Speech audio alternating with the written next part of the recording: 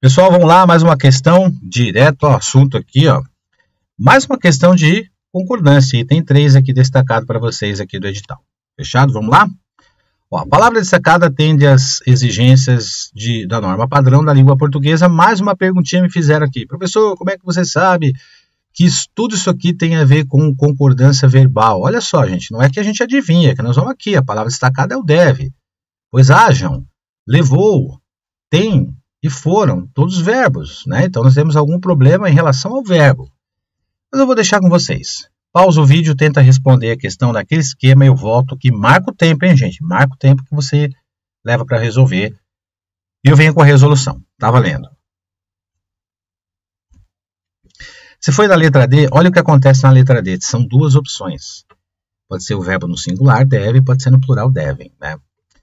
A gente tem nessa frase o chamado sujeito partitivo. Esse sujeito partitivo ele é dividido assim, ó. A maioria no singular, tá vendo? E das regras de convivência no plural. Então, ele pode concordar tanto com a maioria como com das regras, que é o núcleo que está no plural aqui, ó. Então, o verbo ele pode ficar tanto no singular, conforme está na frase, para concordar com maioria, certo? Mas ele também pode para o plural, conforme você vê na frase, para concordar com regras de convivência. Tá? Então, sujeito partitivo, concordância facultativa. Gente, o que está errado na B, né? Todo mundo sabe, né? O verbo haver aí, né, gente? O verbo haver aqui tem que estar dessa forma, não haja acidentes graves, né?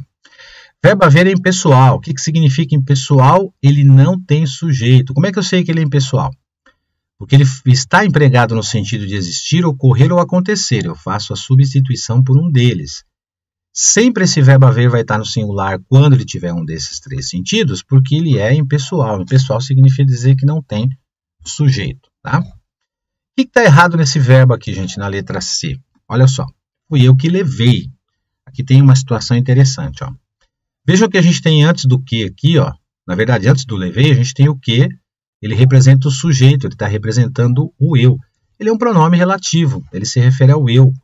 Quando eu tenho pronome relativo, o que acontece? Esse elemento que está aqui, ó, que é o eu, ele está dentro do pronome relativo, né?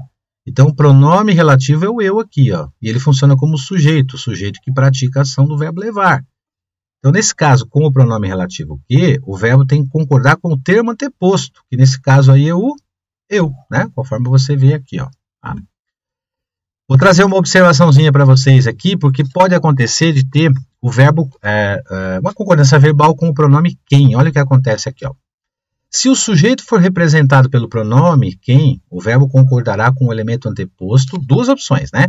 Ou com o quem na terceira pessoa do singular. Vamos elucidar isso daqui, ó. Olha os exemplos. Primeiro aqui, ó. Fui eu quem pedi.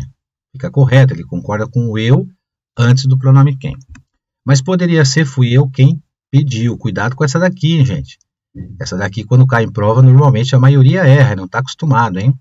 Então, tá vendo? Ele concorda com o quem na terceira pessoa do singular.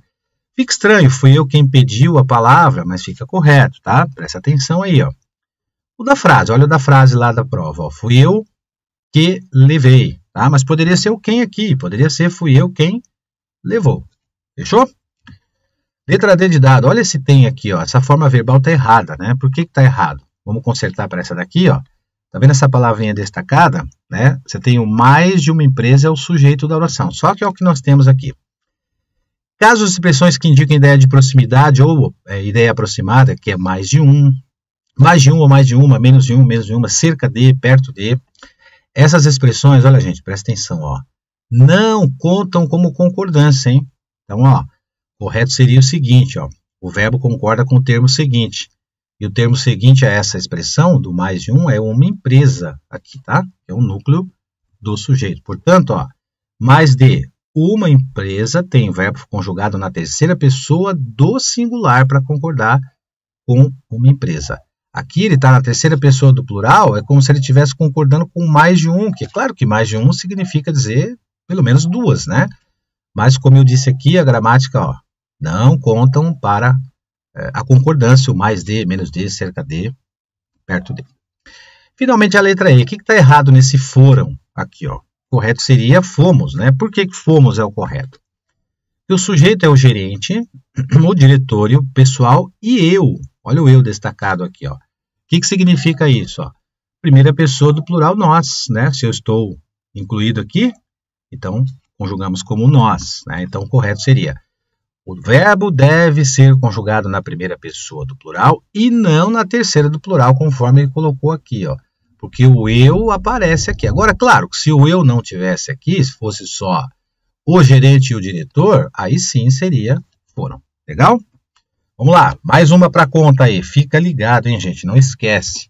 Se você não tem a sua inscrição aqui, faça para você receber a notificação do restante dos vídeos, tá bom? Te vejo aí na próxima aula. Valeu!